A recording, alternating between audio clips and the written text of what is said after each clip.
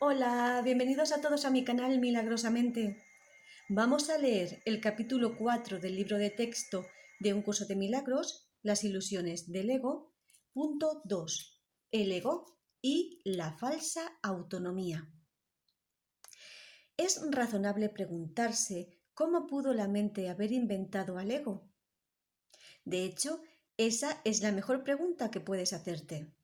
Sin embargo, no tiene objeto dar una respuesta en función del pasado porque el pasado no importa. Y la historia no existiría si los mismos errores no siguiesen repitiéndose en el presente.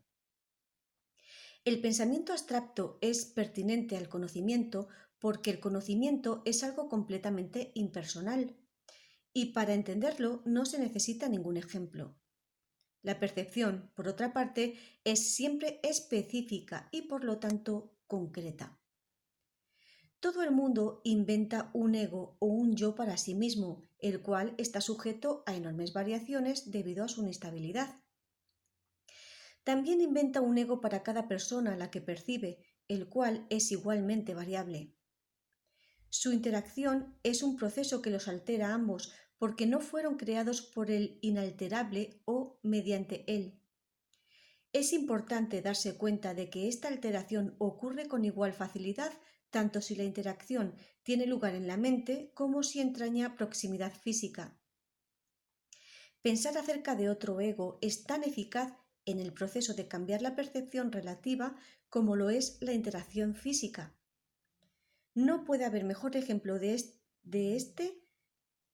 no puede haber mejor ejemplo que este de que el ego es solamente una idea y no un hecho. Tu propio estado mental es un buen ejemplo de cómo fue inventado el ego. Cuando repudiaste el conocimiento fue como si jamás lo hubieras tenido. Esto es tan evidente que basta con que lo reconozcas para constatar que eso es lo que en realidad ocurre. Y si el ego ocurre en el presente, ¿por qué habría de sorprenderte que hubiese ocurrido en el pasado? Asombrarnos ante lo inusual es una reacción comprensible, pero asombrarnos ante algo que ocurre con tanta frecuencia no lo es en absoluto. No olvides, no obstante, que la mente no tiene por qué operar así, aunque así es como opera ahora. Piensa en el amor que los animales sienten por sus crías y en la necesidad que sienten de protegerlas. Eso se debe a que las consideran parte de sí mismas. Nadie repudia lo que considera parte de sí mismo. La manera en que reaccionas ante tu ego es similar a cómo Dios reacciona ante sus creaciones, con amor, con protección y con caridad.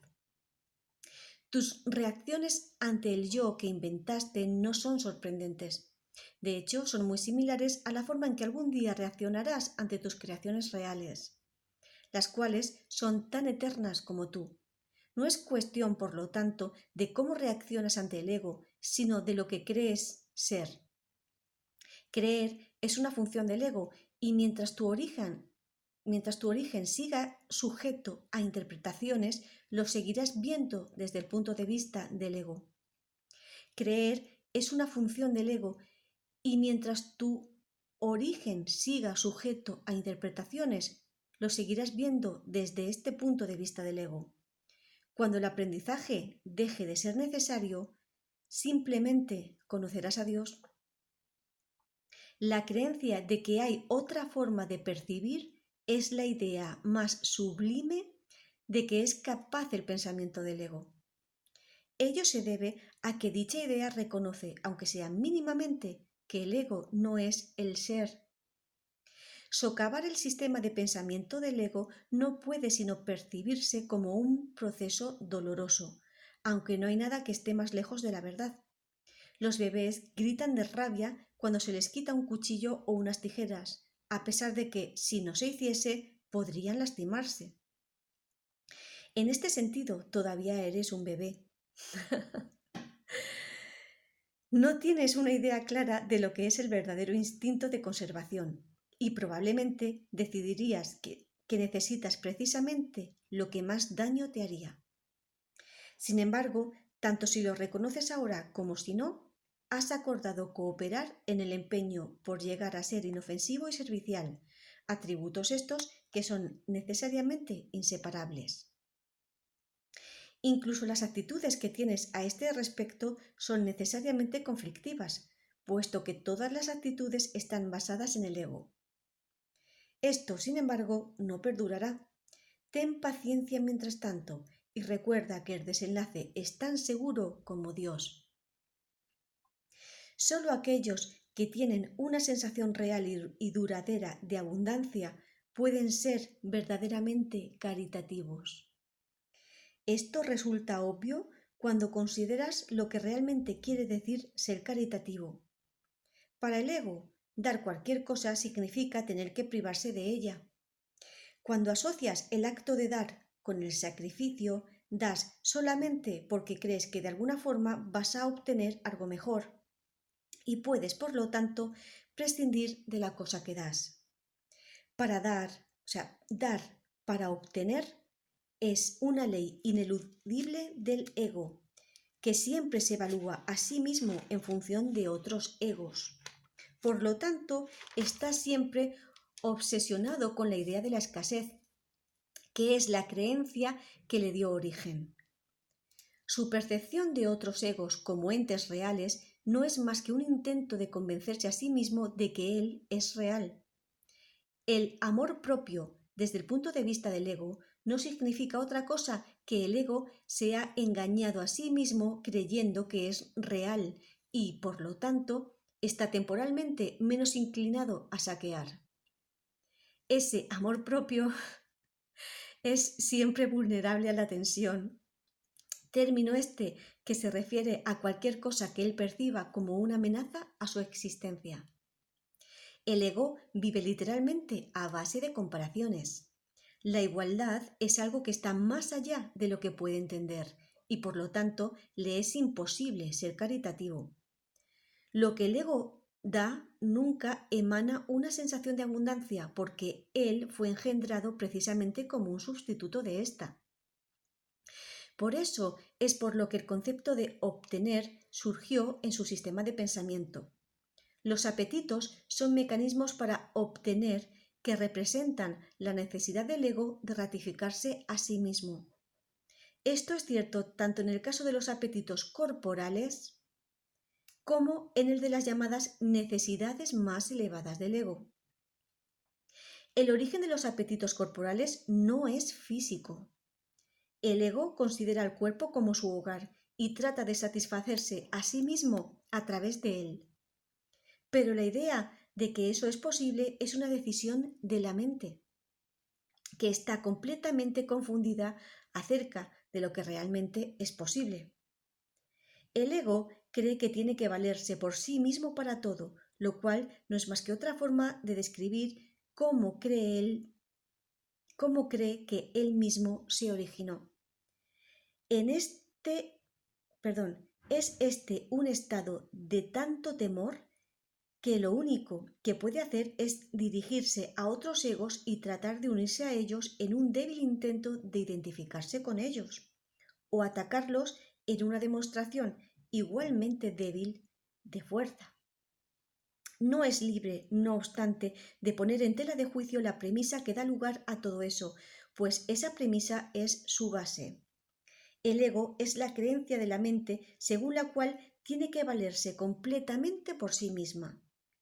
Los incesantes esfuerzos del ego por ganar el reconocimiento del espíritu y establecer así su propia existencia son inútiles. El ego, en su conocimiento, no es consciente del ego. El espíritu, en su conocimiento, no es consciente del ego. No lo ataca, simplemente no lo puede concebir en absoluto. Aunque el ego tampoco se percata del espíritu, se percibe a sí mismo rechazado por algo más grande que él. Por eso es por lo que el amor propio, tal como el ego lo concibe, no puede por menos que ser ilusorio. Las creaciones de Dios no crean mitos, si bien el esfuerzo creativo se puede trocar en mitología. Esto puede suceder, sin embargo, solo bajo una condición. Lo que fabrica deja de ser creativo. Los mitos pertenecen exclusivamente al ámbito de la percepción y las formas que adoptan son tan ambiguas y su naturaleza está tan marcada por la dicotomía entre el bien y el mal que ni siquiera el más benévolo de ellos está exento de connotaciones aterradoras. Los mitos y la magia están íntimamente relacionados, ya que los mitos generalmente tienen que ver con el origen del ego y la magia con los poderes que el ego se atribuye a sí mismo.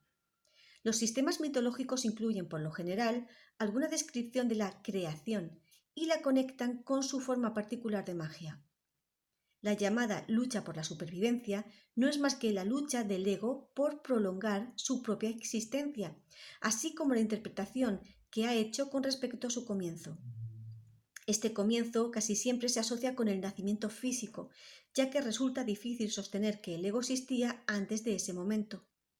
Los más religiosos de los mitos basados en el ego puede que postulen que el alma existía antes y seguirá existiendo después de un lapso temporal de vida en el ego. Algunos postulan incluso que el alma será castigada por ese lapso. La salvación, no obstante, no es aplicable al espíritu, pues éste no está en peligro y por lo tanto no tiene que ser rescatado. La salvación no es otra cosa que mentalidad recta, que aunque no es la mentalidad uno del Espíritu Santo, se debe alcanzar antes de que la mentalidad uno pueda ser reinstaurada. La mentalidad recta conduce automáticamente al siguiente paso, ya que la percepción correcta está completamente exenta de cualquier forma de ataque y por lo tanto la mentalidad errada desaparece. El ego no puede sobrevivir sin hacer juicios y, por consiguiente, se le abandona.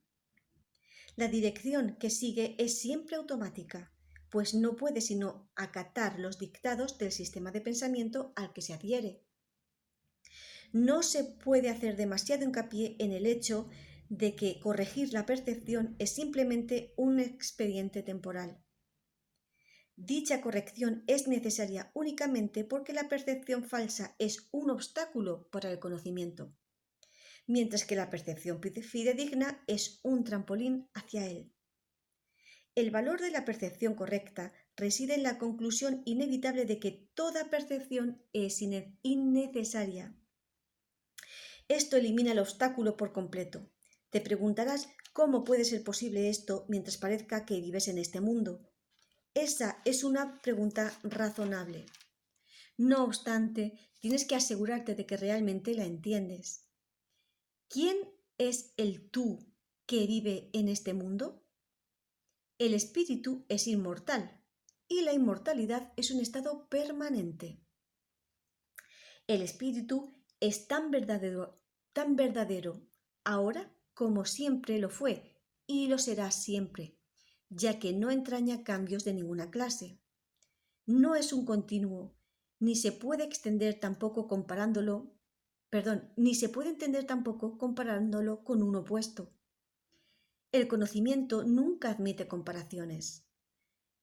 En esto estriba su diferencia principal con respecto a cualquier otra cosa que la mente pueda comprender. Este punto es, como todos los que trata el curso de milagros, muy interesante. Está hablando sobre el ego.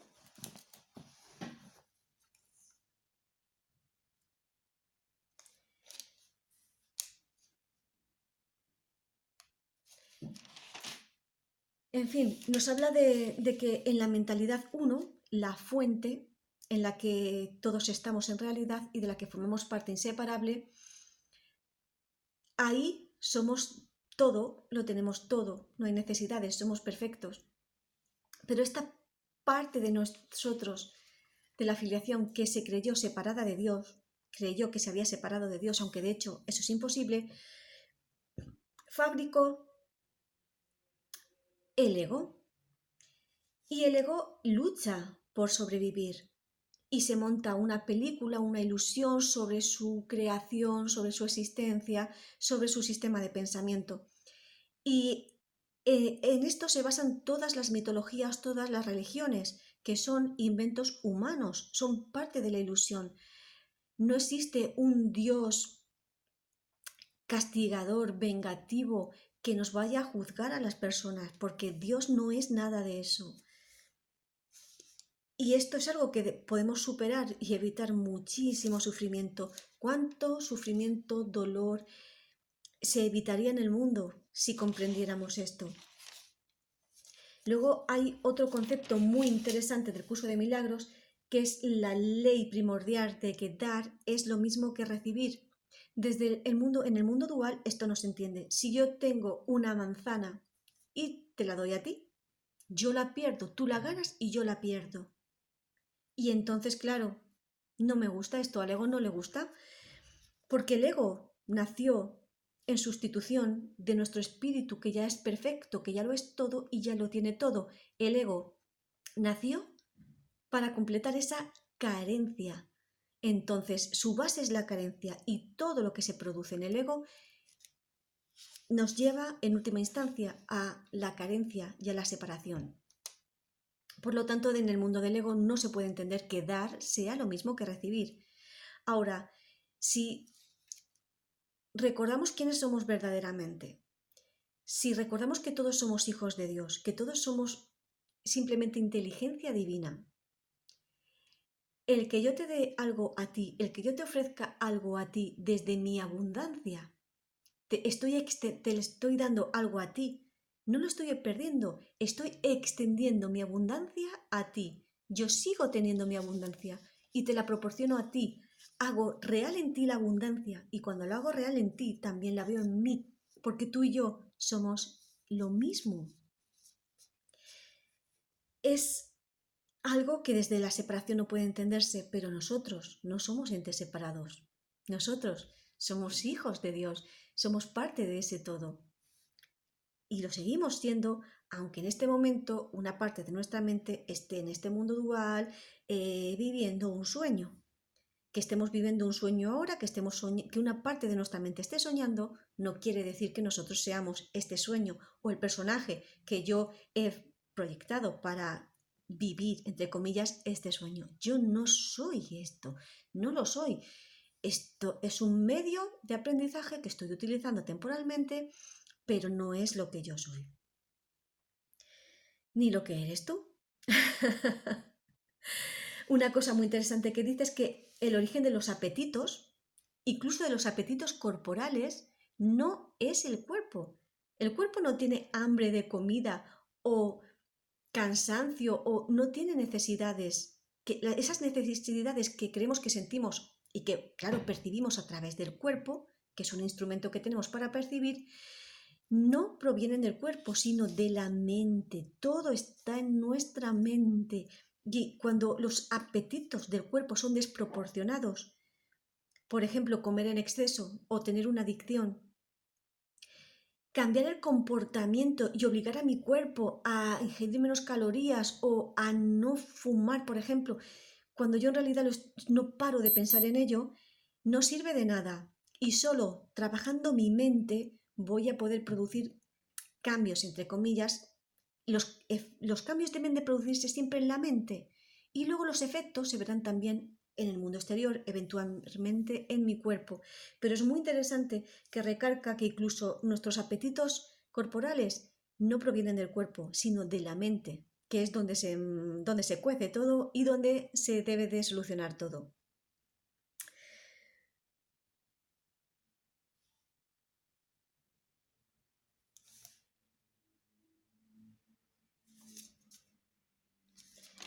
Y habla también de que la salvación, la salvación es la mentalidad recta y que debe realizarse en nuestra mente para que podamos tener acceso a esa mente uno que es Dios, que es la energía de la vida, la conciencia, la inteligencia superior o como lo queramos llamar.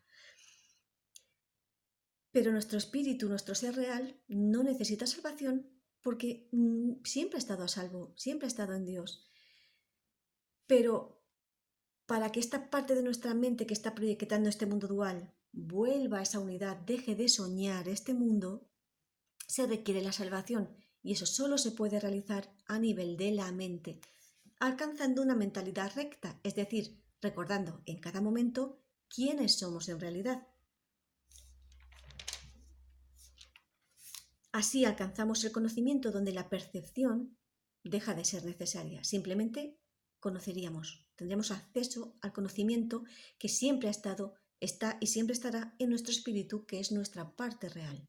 La única parte nuestra que es real porque nunca cambia, es eterna, es inmortal. Y plantea en el último párrafo una cuestión muy interesante. ¿Quién crees que es el tú que vive en este mundo? O sea, ¿quién es la Jessica que está viviendo en este mundo? ¿Quién es? Eso es lo que me debo preguntar. Es una buena pregunta. Yo soy una mujer humana que tiene un nombre, que tiene una determinada profesión, que tiene unas características y todo eso. Yo soy las ilusiones que he proyectado. ¿Soy lo que percibo? No, porque este cuerpo siempre está cambiando, con lo cual no es verdad, porque la verdad siempre es verdad. Y si no es verdad siempre, es que no, o lo es siempre o no lo es nunca. La verdad no cambia, por definición. Algo que es verdad lo es para siempre. Este cuerpo no es verdad, este nombre no es verdad. De hecho, me he cambiado el nombre en esta vida física, me he cambiado el nombre, con lo cual no es real. Mi identidad, he vivido durante muchos años experiencias de cambios profundos, cambios de creencias, con lo cual todas esas creencias, todo eso que yo creía que era, la persona que yo creía que era, no es real. Mi concepto, mi concepción de muchas personas de mi entorno, por las que hubiera puesto la mano en el fuego, de creer al 100% que las conocía, y luego esa percepción ha cambiado totalmente, con lo cual nada de lo que yo creo, he creído ser, nada de lo que percibo, nada de lo que pienso es real. Yo lo tengo muy claro, lo tengo muy claro. Todavía no sé quién soy realmente, lo sé a nivel mental, pero yo no he experimentado todavía al 100% quién soy en realidad. Pero sé, al menos, que no soy esto, no soy yo, que este yo que está aquí no es real. Por lo tanto, solo sé que no soy nada, perdón, no que no sé nada, solo sé que no sé nada. Este ego, en realidad, no sabe absolutamente nada. Por eso es por lo que estoy haciendo todo esto. El curso de milagros a mí me ha ayudado a cambiar mi mentalidad. Evidentemente, si todavía no he alcanzado la visión verdadera, es porque todavía me queda por aprender. Y por eso es por lo que sigo haciendo este curso y por lo que me he decidido a, entre comillas, enseñarlo a otros, pero no porque yo lo sepa, ni mucho menos. Os pido disculpas si habéis pensado que yo soy una supermaestra que os va a enseñar algo. No es así. Solo estoy enseñándolo, entre comillas, transmitiéndolo para poder aprenderlo yo. Y lo que si yo aprendo algo y adquiero algún conocimiento, también lo adquiriréis vosotros. Al menos eso es lo que espero de todo corazón. Aunque está claro que cada uno lleva su ritmo y que no se debe de juzgar a nadie, que cada proceso es así, pero lo que se da se recibe. Entonces quiero dar todo lo que conozco para poder recibir todo el conocimiento, porque dar es lo mismo que recibir. Muchísimas gracias de todo corazón por estar ahí y hasta la próxima.